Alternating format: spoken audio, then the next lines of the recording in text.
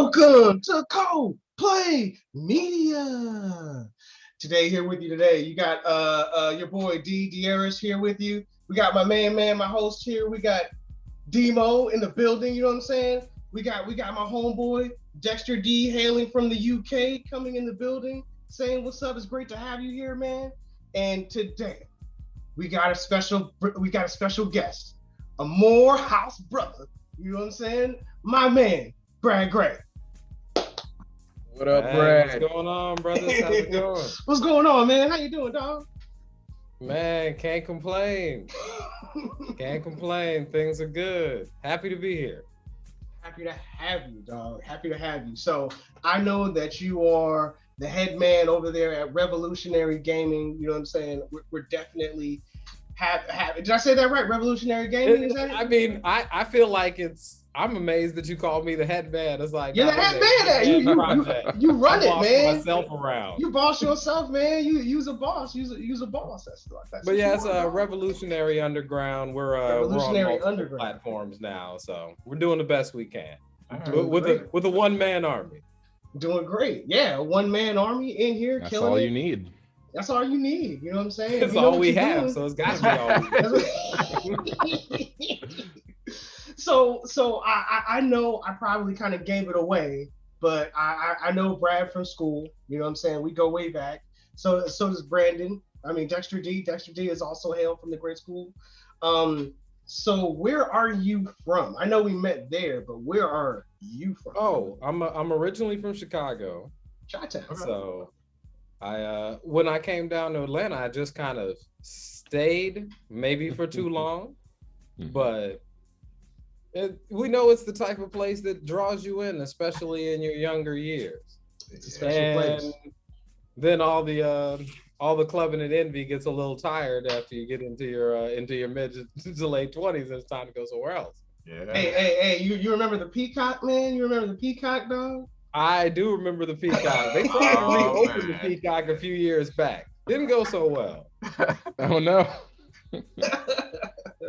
Oh man, that takes me back, man. I know. So how long have you been in the new area? You're in Thailand right now? You're teaching in Thailand, yeah, right? I'm hailing from Bangkok at this point. Oh. It'll be 2 years in a month or so. That's amazing. Oh, you've been there for a while. That's amazing. Yeah, it was time to pull when I look at America, it was obvious it was time to pull the ripcord a while ago. And something about the Trump administration codified that. And it was time to bounce. I was like, there's not as much opportunity here as people think there is. Yeah. Especially for folks who look like us. Yo, and honestly, being abroad, you feel more free than you do in the country in ways that I'm sure Brandon can attest to. Ooh, yeah, wow. I mean, it was pretty quick and stark, but yeah, absolutely. I mean, especially coming from a dude who was living in the southern states, right? I can go out to a restaurant if we weren't in lockdown and say, get a beer with my brunch. You can't do that in Georgia because of Puritanism. And sometimes it's the little things. It's the little, right. Yeah. That's definitely true. So is it like, because both of you guys are both living the foreign life. Is it just like how expats, people treat you? Expats. It's way cooler. Expats? Yeah. I said that right. Expats. That lifestyle. So is it culturally? Are people more inviting to you? Is it not going to be one of those situations like, wow, hey bro, let me touch your hair, or is it just like one of those, like, hey bro, have a beer with us, man. What you doing right now? Yeah, how easy is it to acclimate? A bunch of people trying to touch my hair. But, do you guys get hate for being American? Different. Because see, out here, almost everybody's Thai, so it becomes less about you being black and more about you being foreign. Okay. Right. I mean, there is still some advantages that come with being white. That is the world in which we live at this point. But right. Thai people can be really inviting, but they'll also make fun of you right to your face, which honestly I can respect. Right. Do you ever tell them that you can understand them? You know what I'm saying? Like, do you ever like hint at us like, hey, like, yo, I hear what you're saying, man. Like, I mean, at the same time, I can't do anything but laugh. Like, if it's funny, and I can only get so mad. Right. Like, one of them caught me with a bad haircut because my clippers ran out of batteries and I still had to go get the bell. Fam almost fell out his chair laughing at me, and I was like, you got me. What you want me to do? How hard is it to find a black barber in Thailand and the UK? Is it easy? Is it difficult? It's pretty easy. There's actually a lot more of us out here than you would think. Okay. I believe it. Yeah, we're out here. It's just not advertised that we're out here. Right. And something about America is that it also, there's almost a goal of getting you to not thinking about leaving. Yeah. We promote everything as the best there is in the world, and there's no alternatives out there. When the truth is, if we measure ourselves objectively, there's a whole lot of things that are better outside of the country. I don't have to work nearly as hard here to make ends meet and still be able to do the things that allow us to live a rich life as a human. Right. Like, those things are they're behind a glass wall in America. And the big question is, can you break it? Because if not, you have to work 2 jobs. And not have enough time for yourself to be a person to even afford to pay rent. Mm-hmm. It's a deeply stratified, unjust society, and we just don't want to talk about it that way. Is that part of the reason why you started streaming, was to help spread the word on how it could be better? You know what I'm saying? We all could be living a better life, and we don't know about it because we don't know if it exists. I mean, at its heart, Revolutionary Underground is a political project. I want to shed light on as many issues that I think aren't being talked about with nuance as possible. I want to bring on some more union leaders, because the unions are going to get some pushback from some sides of the aisle, but they're also going to get more support from the executive than they could have dreamed about over the last 4 years. Mm-hmm. Which is why when people say they can't tell the difference between Republicans and Democrats, I say you're not trying hard enough. Like, true, the party that's currently in power has so many blind spots, I won't even start to list them here, and some problems that are going to run them afoul of their base. But you're comparing a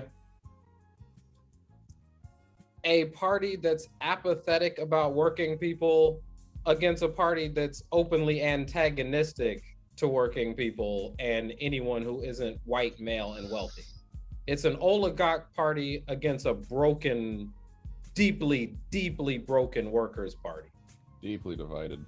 It was a workers' party, but none of us have been alive long enough to remember it.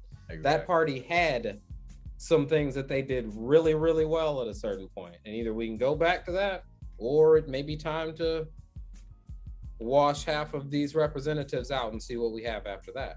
Yeah, I definitely believe that there should be some rules and some changes, and that, we definitely, this is the time while the iron is hot, and we can make these changes, definitely go in a better direction than what we've experienced in 2020. On a less serious note, what you playing right now, buddy? What you playing right now, man? Right now, I'm going through a little bit of a Sekiro phase. A Sekiro? I'm talking about personally. Cool. I'm talking about personally. What do you play? Do you play Sekiro for fun? Do you play Sekiro when you're tired at the end of a hard day of teaching Thai children? Do you?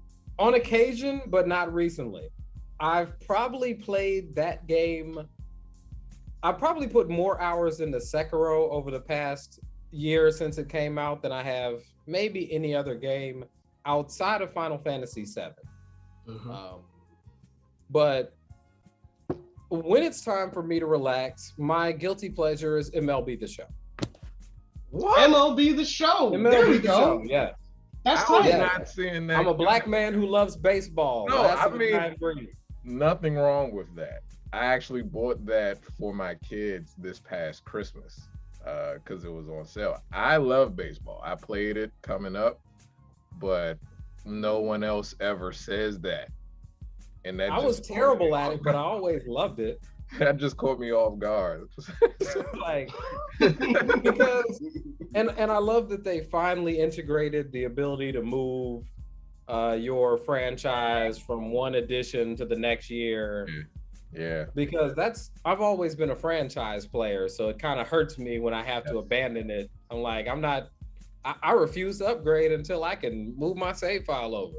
So let me ask you this. Have you ever played the Madden series? Yes, of course. So remember back in the day where their franchise mode would allow you to basically run this team from the front office as far as relocating, setting the prices for food and everything. Wow. That was when it was the prices for food. It was deep. It was the You set the deepest. prices for You set the prices for tickets, I believe. Yep. You controlled the budget. You hired the front office. You And controlled everything. I know you remember this part. Remember back when you still had defensive assignments? Yes. That's when Madden lost me. When they took the defensive assignments away. Yeah. I was like, you're Why would taking they a basic football function that wouldn't have taken that much for you to port from one year to another, and you just scrapping it. Nah, y'all can't have it. Once Madden became the monopoly, right? They started dumbing the game down so much. It became criminal as far as I'm concerned. It was a cash grab. Criminal.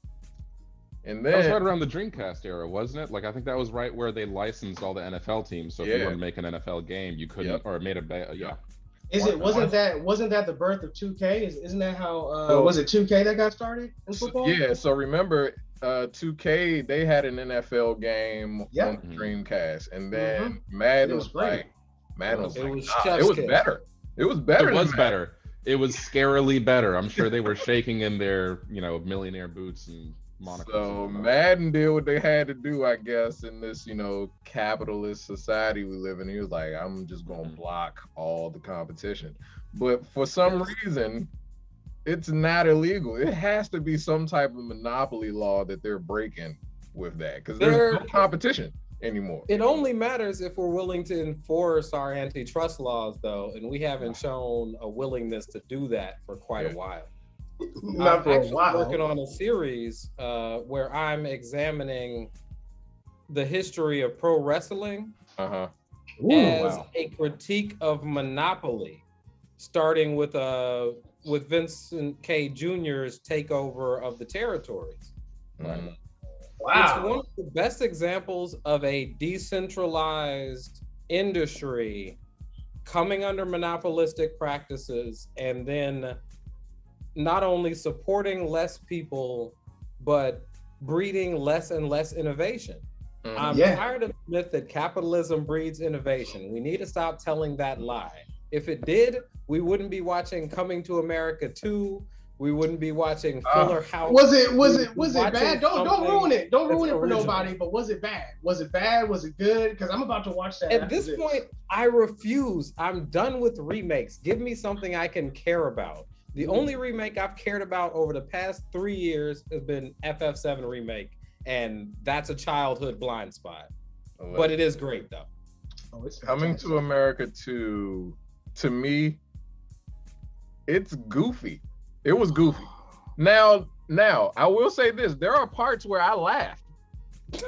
But was it like nostalgia shit that made you laugh, or was it like new funny shit that made you laugh? It was more new stuff. Okay. It was more new stuff. Okay. What I did like about it is they kept a lot of the same characters, so there is that.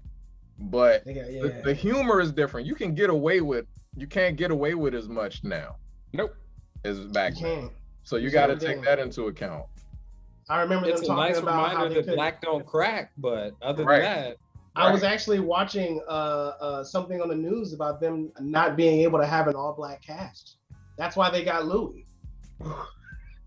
They were like, yo, the studio said we can't have an all-black cast, so we were looking around and we found Louis Anderson and he was cool, so we were like, who's the funniest person I know? But you know what? I'm glad that talking they about did French fries. I'm glad that they did bring him back though. Yeah. Because really, he was the only other token white guy on the cast first time. He wasn't. There was another. Was there? Yeah. One thing that I always loved about those movies is like Coming to America also had a lot of plays with trading places, right? And so they had like I don't want to ruin it, but they did that again. So everybody here but me has already seen the new Coming to America. Is that what's going on? I have not bothered to go past the first 10 minutes because I'm trying to edit a bunch of footage. Just check it out. Eventually you know there will be an off day. Man. It's hard when you're a one-man team, man. Yeah. You know what I'll say, D? It's the perfect movie to watch on a Sunday afternoon. So just watch it this afternoon. See, for me, that's whatever we done with this.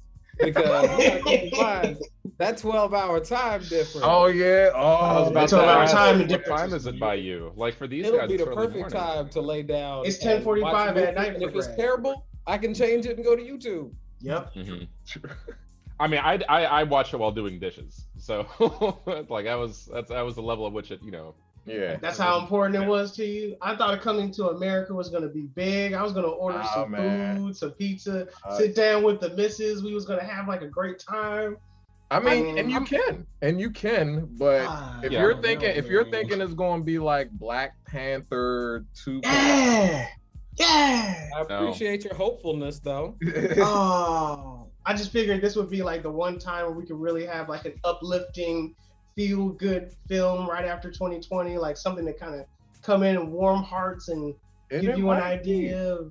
Well, for me, first of all, it was good to see Eddie Murphy back. Like Eddie Murphy was like a meteor, like just a earth-changing meteor back in the 80s, and then some things happened, and he took a step back.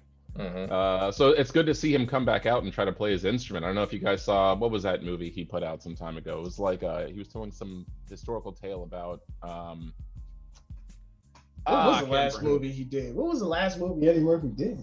I assumed it was like wasn't it the it was Dr. Dolittle or something? Dolomite or something, right? Dolomite one. Dolomite is my name.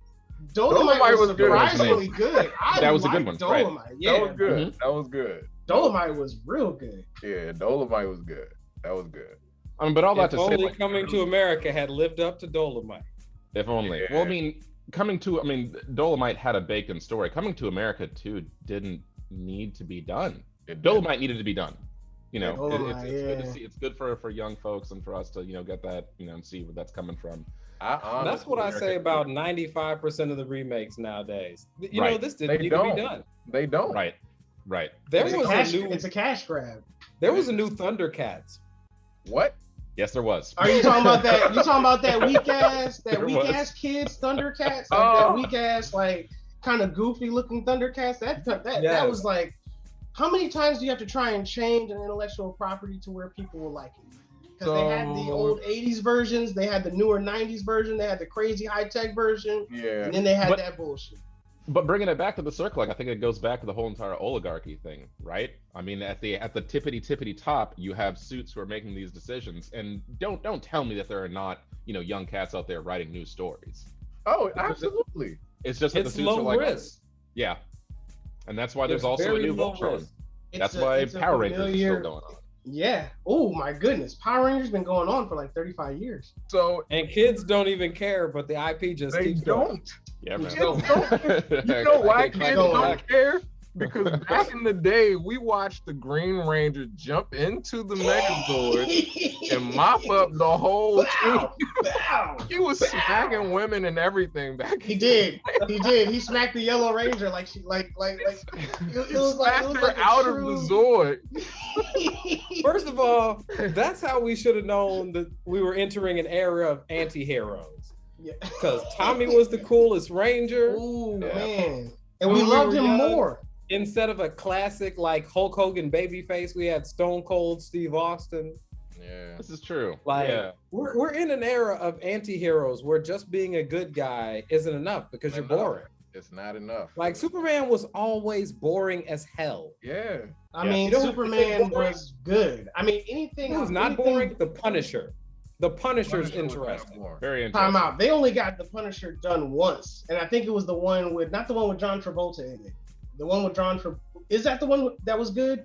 Where he like killed all of John Travolta's kids? No, the Marvel series was better than anything they've ever done with that IP. Okay. Yeah.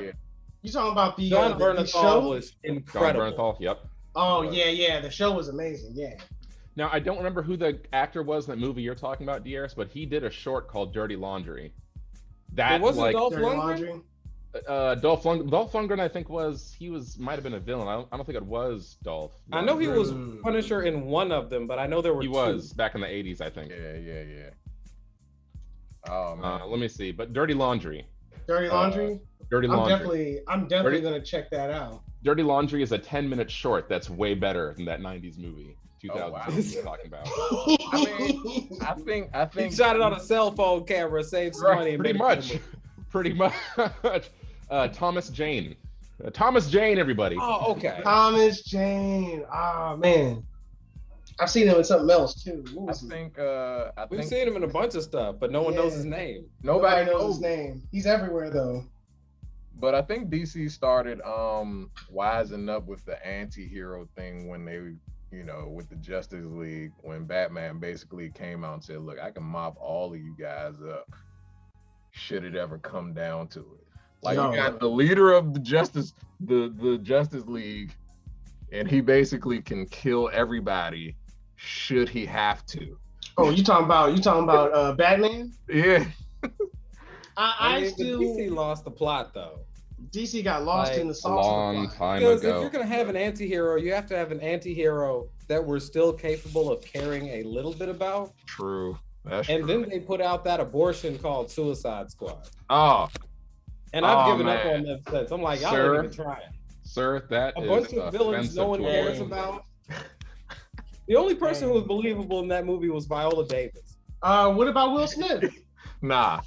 Absolutely. Nah. The problem with Will Smith is that it wasn't Deadshot. It was Will Smith wearing a Deadshot costume. Yeah, he can't break away from. It was Will Smith shooting at everybody. He might as well just been going like, woo! As he's shooting people in the face, you know what I'm saying?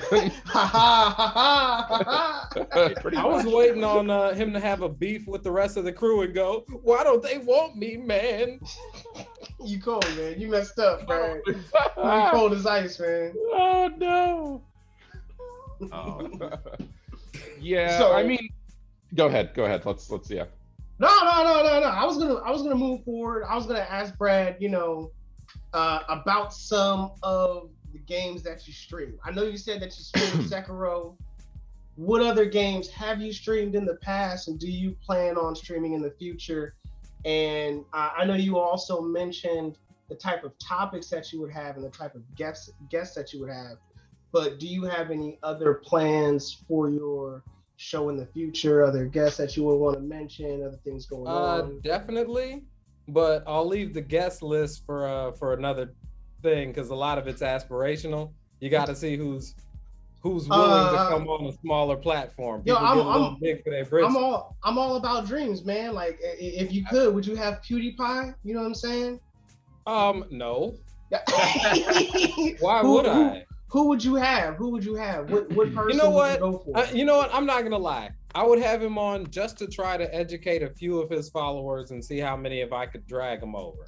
But he has absolutely nothing intelligent or useful to say that a political show should be interested in. I was about to say he's PewDiePie, man. If you had AOC on the show. Oh, 100%.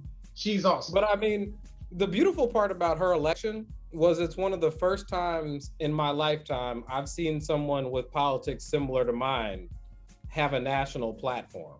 Yeah. And I always refer to her as the vanguard of the coming times because she's the first one that we saw get elected and she's got the biggest platform, but there's a lot of people coming behind her.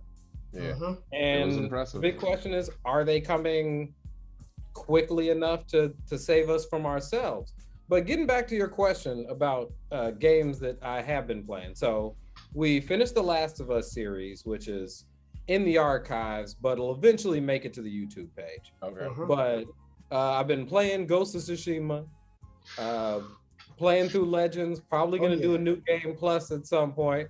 Hey, Hopefully play that after get some people to ride shotgun on that one. But I'm right here. I'll be there. I'll be down. The one I'm planning is because they have that DLC coming for Final Fantasy VII soon, the Yuffie extension. Yep. And some weird stranger I actually want to do the entire game over again on stream.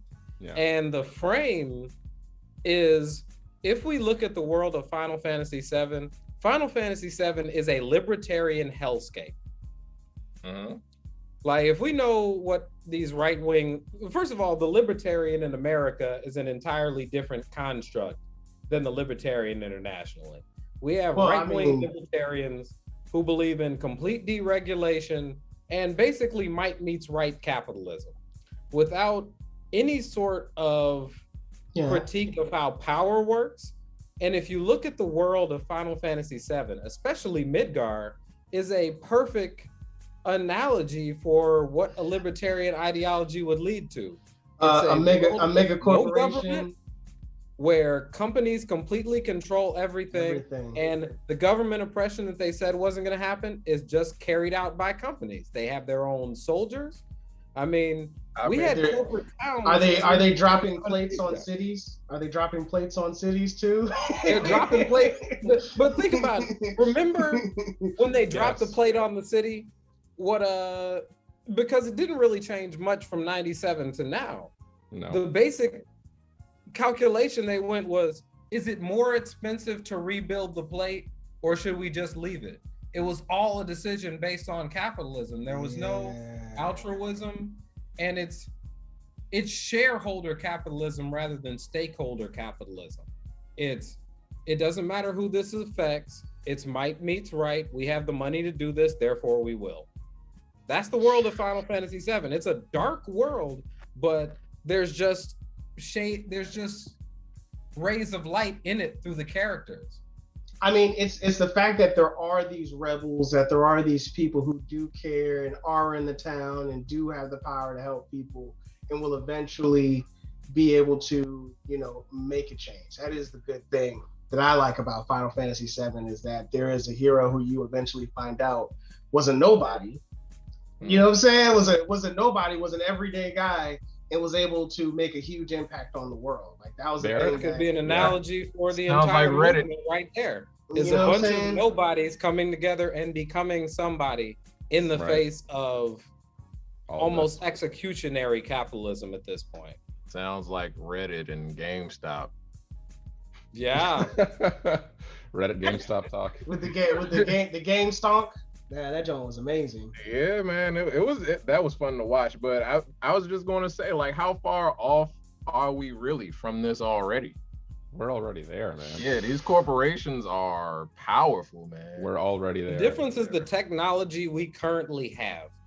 If you think that Elon Musk and Jeff Bezos wouldn't construct a giant plate above all of us and block out the sun, your imagination isn't big enough. Mm-hmm. They're trying to get to Mars to get away from the poor people. Yeah. Of course they would build a fucking plate in the sky. Yeah. Hey, do you guys believe that this is going to be the beginning of the Xeon Federation? You know what I'm saying? Like, they turn themselves into the aristocracy, and they make Zaku's.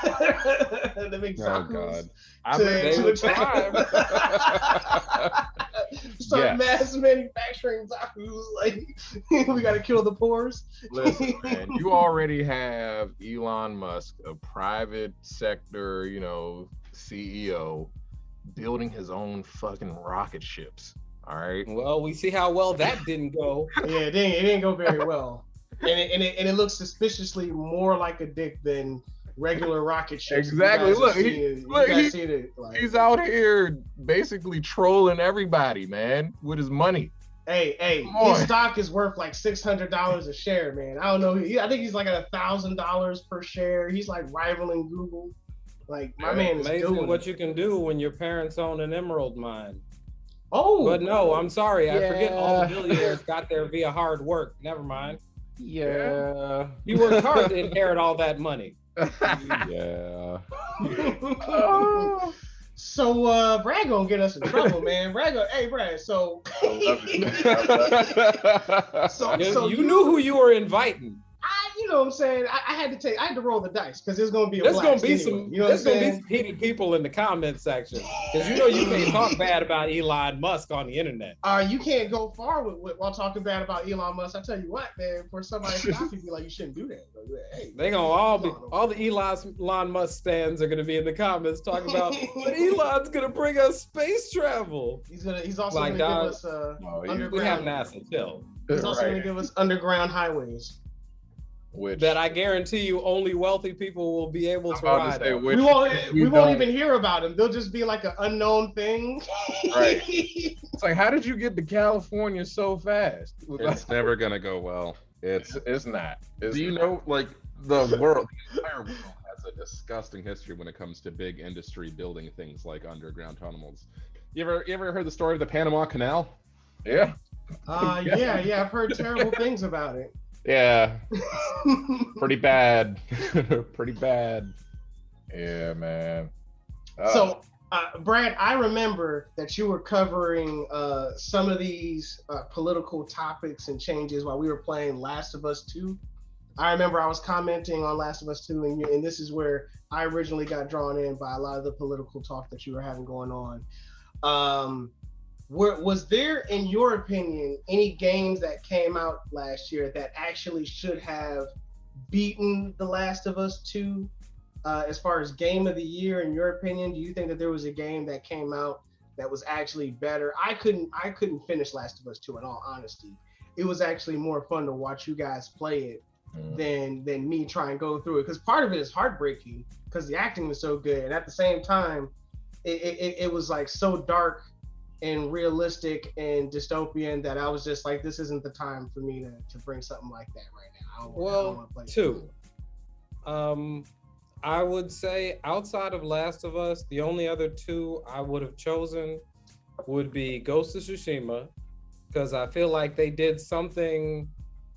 They took the open world formula and moved it into another level. No more mini map. They reduced the HUD. Yeah. They gave a good story and a fun combat system. They did a lot of things really, really well there. Great story. And coupled it with a pretty good story and some respect for the historical background of what they were doing. Absolutely. And the other one would have to be FF7 Remake. And I mean, I'm wary to mention a remake in a situation like this, but because it's not finished. Established characters and made them so perfect. Like the characters are so well done there that the characters are a virtual embodiment of who you thought they were going to be in 1997. And they took 23 years after promising that they'd remake this 10 plus years ago and created a freaking masterpiece. Hey. It took time to do it. I'm glad that they took their time to do it and do it right. I just hope they don't wait till we're 70 for the next one. I hope that it stays done right. I hope that it's not a rush or a huge plot fall. You know what I'm saying? I'm sorry. Are we talking 7 or are we talking Tsushima here? 7. I was talking about 7. Yeah, I was talking about 7. Yeah, because usually instead of that 3-disc Final Fantasy 7 that you're getting, there's going to be like a middle version and the ending, right? Is that how they're doing it? No, they have not. They have not specifically said they're going for 3 major separate games. I mean, from the look of it, I doubt it's going to be 3 major releases. I mean, it's a lot of content. I can't imagine that they could even. With how much detail they added to what was effectively a 5-hour part of that game. Yeah, I have no idea how they could. They could just keep going. I mean, what they did with Midgar, you could earnestly do for every single corner of the world map. With a city here, like Nibelheim is not going to be near as much to explore as Midgar, but that portion of the content there, the trek up to the Mako reactor, the mountain, right? Now, to be fair, like, remember the entire disc 3 of Final Fantasy VII was all just, okay, you can go kill Sephiroth, or you can do all the endgame content. Yeah. So, on the one hand, you have that working for you, but, still, I mean, I'm here for it. I'll protest, but I will put down $60 every single time they come out with it, because I am a pussy. It's so good. It's so good. It's good. I played it again. I played it again on my HDR TV. Cloud's shoulder pad. His shoulder pad looks amazing. Glistening. You know what I'm saying? Amazing. First of all, I'm mad I don't have one of those. I know. Like, one of the last projects I did before I left America was I built like 2 custom made like Buster swords, like 6 feet long. That's tight. And what material? One of my best friend, because we originally met each other over that game 20 plus years ago. Uh-huh. And I was like, here, you take this. And I got one at my mother's house and no huge sword to have by me next while I stream. Sadness. Just have it just chilling in the background, you know what I'm saying? Just have it real quick, just mounted. Just mount that joint. Just have it ready in case somebody busts in. You know what? That's a great segue to Bushido Battle. Bushido Babble. I'm sorry, Bushido Babble. So, Brad, I know you did a lot of martial arts growing up, right? You did a lot of martial arts. I did a little bit. I did my fair share, not enough to get good or compete. You know what I'm saying? But a little bit. What kind of martial arts did you do in the past? Just so I know. Just so we know. Taekwondo, Jiu-Jitsu. Oh, nice. A little bit of Aikido, some Kung Fu. I mean, I was pretty eclectic. Oh, you were doing it, man. I just did a little Tang Sudo, a little Shotokan karate, and kickboxing. That's Aikido, isn't that Steven Seagal? 15 hours a week for 5 or 6 years there before I took some more time for my actual self. And then of course life gets more interesting. You're at college, there's pretty women everywhere, and all the time for training ends up becoming time for other things. Yeah, a different sort of training. Okay, that's tight. That's super tight. Was there I got a list of them, obviously a bunch of samurai games, but was there one that was special to you? Was there one that was like this samurai game made it like this is the anime right here? You know what I'm saying? For me, mine is gonna be Samurai X. Samurai X and then Sword of the Stranger were like 2 of the best samurai movies I've ever seen. Samurai X was the most prettiest thing I ever seen in the world at that time. And seeing the story of how Ramoni got that cross shape on his face, like I thought it was awesome. I thought the storyline was great. Was there one that particularly stuck out to you that was like an anime or a game specifically? You know what? I'll take either one. I'll take it. Well, let's start first. Let's start with an anime. Anime, I'm sorry, but you have to start at the beginning with Ninja Scroll. You're absolutely right. Like, if we're ignoring Ninja Scroll, we're ignoring a big part of anime history. But keep in mind, if you're ever going to show Ninja Scroll to the younger generation, watch it first and remind yourself just how visceral and vicious that anime was. It is mad visceral. It is mad vicious. It was. Oh my god! Visceral is the word. I forgot about the scene with the girl at the beginning, and I'm looking at my nieces when we're watching this. Like, which scene? There's like 3 scenes where I'm watching. I'm like, this is highly inappropriate. You know what I'm saying? This is highly inappropriate. Probably the rape scene at the beginning. The rape scene. With the rock guy. The chick giving orders while he's hitting it from the back, you know what I'm saying? And he doesn't stop. Yeah. Her getting kidnapped. Wrath of the Ninja was really one of my favorites back in the day. The Yotoden movie. The OVA they did. That was one of my favorites. Games, there weren't so many. That's why I was so excited by Ghost of Tsushima, because I said, this is the samurai game I've always been waiting on. Because I felt like they never made it before this year. I think this is the amazing, the real, and even then, I still feel as if they kind of heroized. I don't know. Like they made him some kind of anti-hero, like romanticized. He romanticized. You know what I'm saying? They kind of made him like a Batman samurai kind of. You know what I'm saying? Yeah. Like kind of like an anti-samurai values, giving him the ability to fight. How far are you through the storyline? Oh, I'm all the way through it. Have you finished? That's nice. Yeah, we're talking about your guest here. Hi, guest. Oh yeah, my bad. Brad, how far are you through You the finished the storyline? game, right, Brad? You finished the game, right? Yeah, I finished it. Okay. The one thing I'm partial to is they showed just how rigid the dogma of that society was. Yeah. Indeed. Because his uncle was really representative of how some of the samurai thought. Mm-hmm. And Gene's ideology and the way he looked at it is honestly just more effective for self-defense.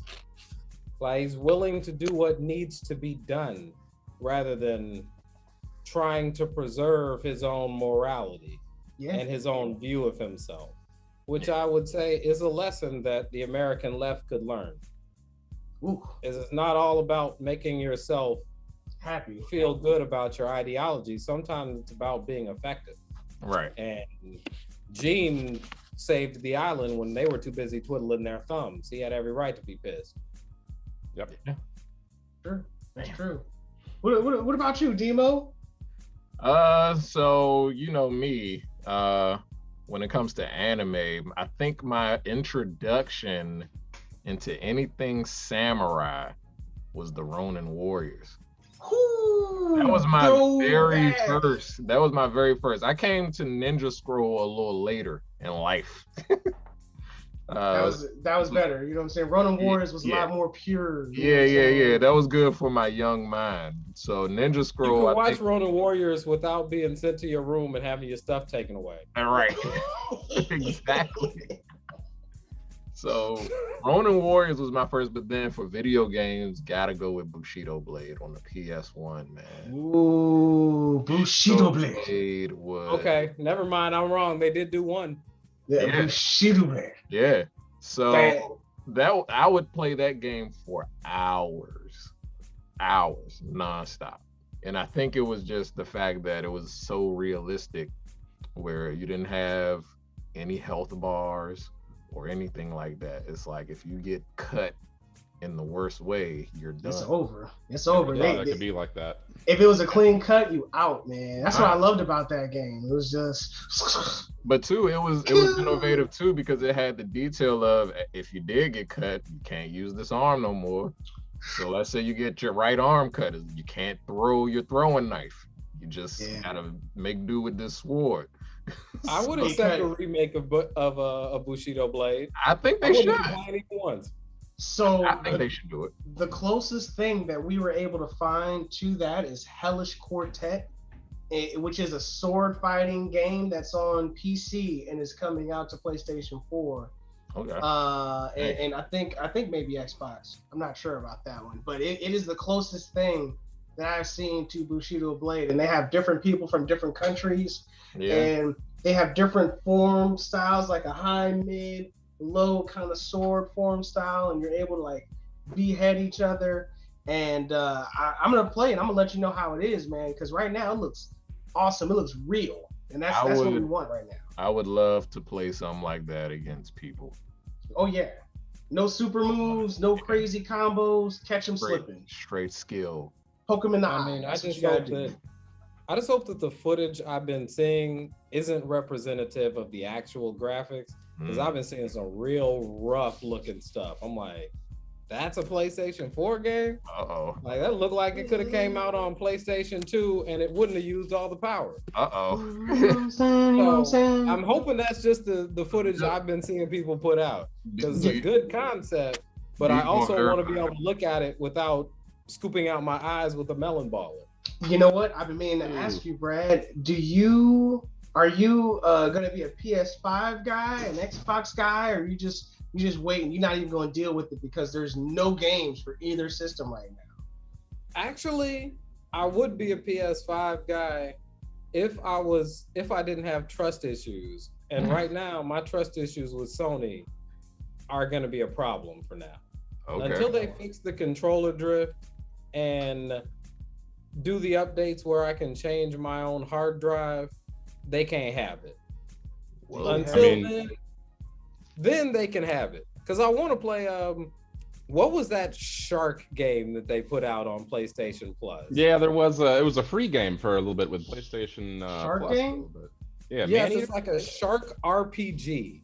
Oh, like a goat simulator game, but for shark. Like grow as like a young shark and then start basically eating stuff. I'm totally down for that. Yeah. No matter how stupid it might be. Is it called Man-Eater? Yeah, Man-Eater. Yes. So this is like a goat simulator game. But it's totally serious. Okay. Yes. It's like, yes, that's the stakes are real. that I couldn't have put it better myself. All right. That's interesting. Stakes, I mean the human stakes. And then of course there are going to be some things that are going to come out that I'm not expecting to come out on PlayStation 4. If I was Sony, there's no way in the world I would have released the next Horizon on both systems. Horizon? Yeah, that's one of their best intellectual properties that they got right now. I never finished Horizon, but it just works. It was a great game. The next one, I'm going to be all over. Like, I might have to fake sick for a couple of work days. It's all right. Nobody I work with is watching this. What, are you going to lie to yourself? I mean, hey, I will say whatever needs to be said. Whatever Whatever it takes for me to keep my job. Whatever it takes for me to keep my job and still be able to play that game, I will say. Yeah. That looks like Need I do a dance for you, sir? I'll do the dance all day. Do a jig. You want me to jig here? There's a stage I can get to.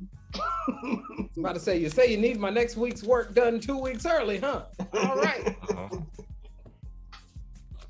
Oh man. Speaking of, one thing that was really big for me. I'm sorry. Actually, I didn't say.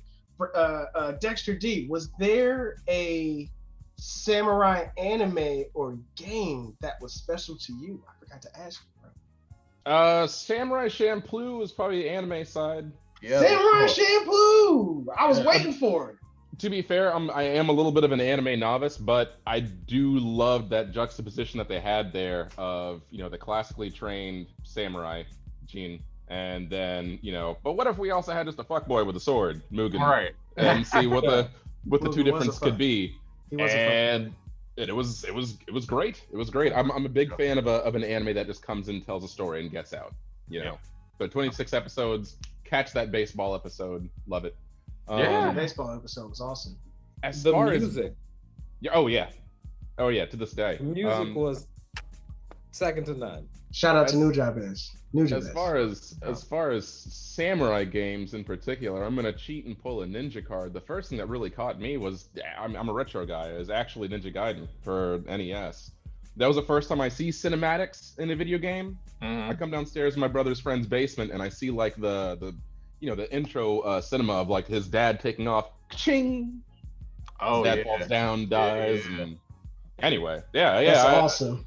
I mean, that whole game had you feeling like a ninja with the wall crawling and all the, ninjutsu art and whatnot. Yeah, classic ninja stuff. That's tight. But samurai, go to Tsushima.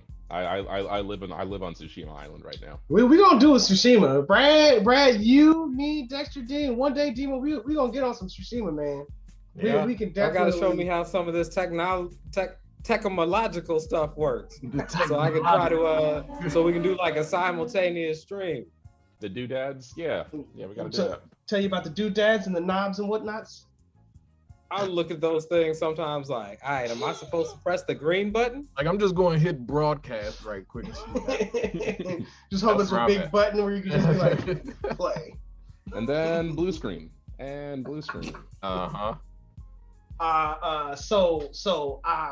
I know you guys have seen Toonami. I don't know about you guys. I grew up on Toonami. Yeah. Toonami was one of the greatest show series that I ever saw growing up.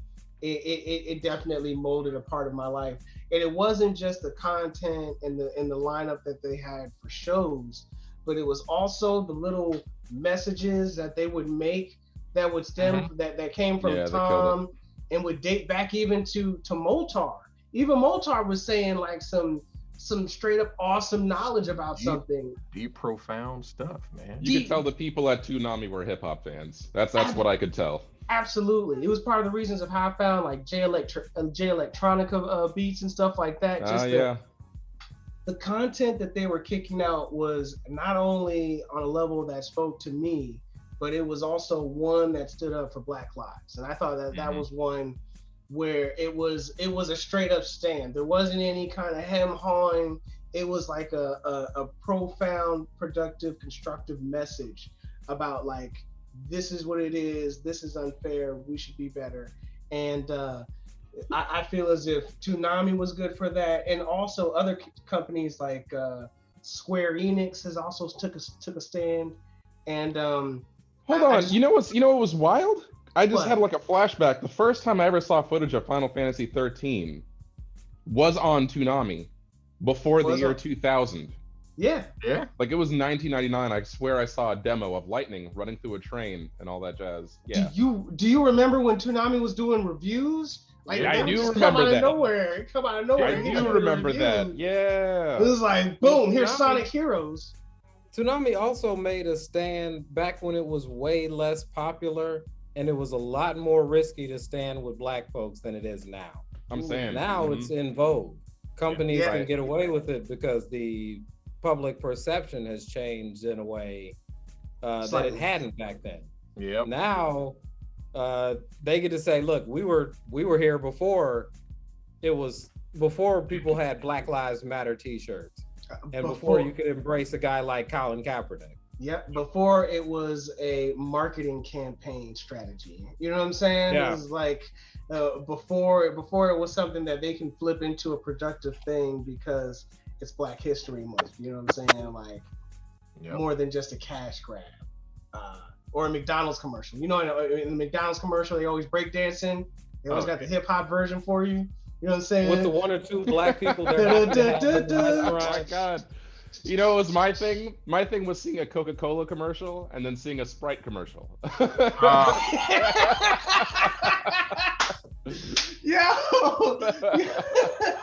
First things first, obey Yo's first drink Sprite. Oh my God. And sure enough, I loved me some Sprite growing up. Tell you what. Oh man, hey, we all have the Sprite. You're like, everybody did, man. Like, I'm thirsty. I want some Sprite, man. Need something crisp and refreshing. Back when they had Grant Hill jumping over people. Right. Oh man. Oh. That's how nostalgia was born. Oh, those were good times. those were fantastic times, actually. Yeah, I think Toonami knew though, like its audience was Black. Yeah, like, they had to. The things they were doing, there's no way that they didn't know. Like, yo, our main core are these Black people, these Black kids, these blurs. And now that when everything was going down, they knew that the people that was with them back in the day in the beginning were these adults now going through the BS. You know what I'm saying? Going through it. So look, they're definitely loyal to us as Black people, because like you said, they were the ones putting out the hip hop music. They embraced Black culture, and I dare to say that a lot of the messages that they were putting out on those intros or promos were geared towards young Black males, to be honest, because a lot of it stuck with me to this day. It's stuck in my mind too. You know what I'm saying? It had the most intoxicating beat that went along with it, just to make sure you would remember it. You know what I'm saying? Yeah. Like, even like the lead-in video. Yeah. It would always be something tight. They had you from jump. Yeah. They were using scenes from anime. You know what I'm saying? They would have Goku like, yeah, we should do this. We're gonna get stronger. Like, y'all remember back in the day, like, nobody knew who MF Doom was, and then he ended up being this cult character with this following. It's like Toonami's responsible for a lot of some of the best things in my life. Please tell me y'all saw the picture that was floating around when MF Doom died, of like MF Doom, like a god in the sky looking over Pelosi and Stacey Abrams? Please tell me y'all. No, I did not see that. Look it up right now. Yo, first of all, if I can find it, I will send it to you. Because What? first of all, Why? I have no idea. But Why? one thing I love about Black people is how we deal. Did you find it? I did.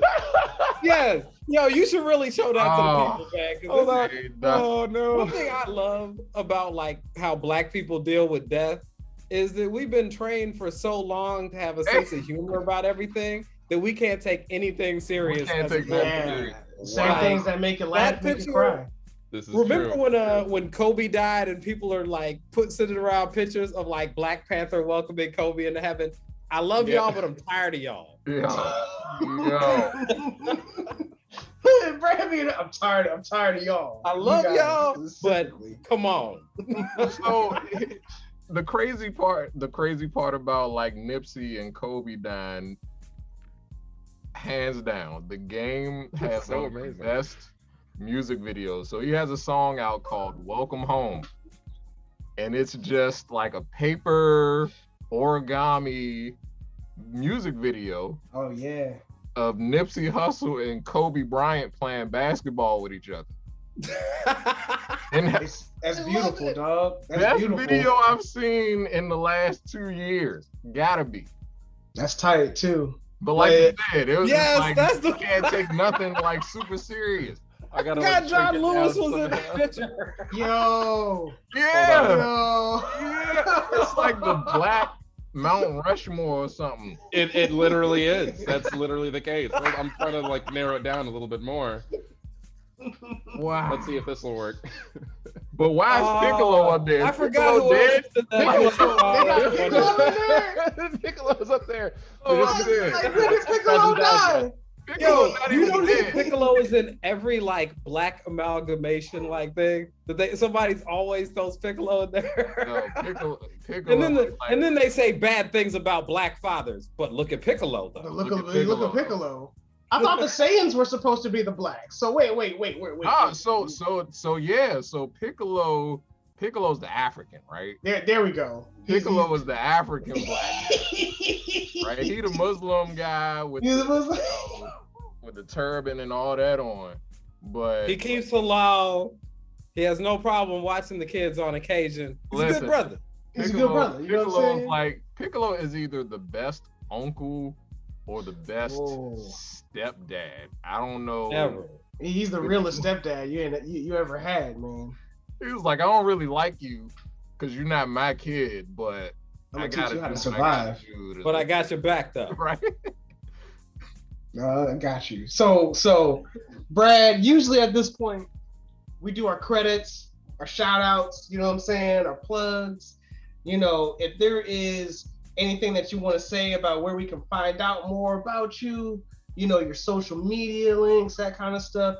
You got any upcoming events, homies you want to shout out to, exes that you want to curse at, you know what I'm saying? If you want to just have anything that you just want to say, you know, this is. I was about to say, this is I'm the not going to time. do the airing of grievances because we don't have 2 or 3 hours. But Well, America's technically your ex. I was about to say, Oh shit. oh, we will get. Next You pass. know what? Her, I have grievances for. But well, you could always catch me on Twitch TV / Revolutionary Underground. The YouTube page is finally available there, so you can find Revolutionary Underground on YouTube. Amen. I finally have a Twitter. It is Yeah, the misanthropic leftists on Twitter, so it describes me pretty well. And that's pretty much it. Hopefully we'll eventually expand to some more platforms, but we're in our infancy. We're doing the best we can. Oh yeah, and the show has a Twitter at Revo Underground. Revo Underground. Definitely. I'm definitely gonna check it out. You know what I'm saying? Definitely please check us out too here on Facebook as well. We're also gonna be on Twitch and other mediums. And please check out our store. Buy some shit. Buy some stuff. And buy some stuff. You Show 'em selling the me shirt. stuff too? Show them, yo, show the shirt. Get this. You see how this is tight? It has the Konoha symbol on it with the Coldplay. Buy her shit. Buy her shit. If Brad's got some shit, buy Brad shit. Buy that. Right, I ain't got no shit yet, but when I do have some shit, when Brad gets some shit, man, you gotta. Hey, man, we trying to make it out here, man. But that's it. That's all we gotta say. This is Coldplay Media, and we are out of here.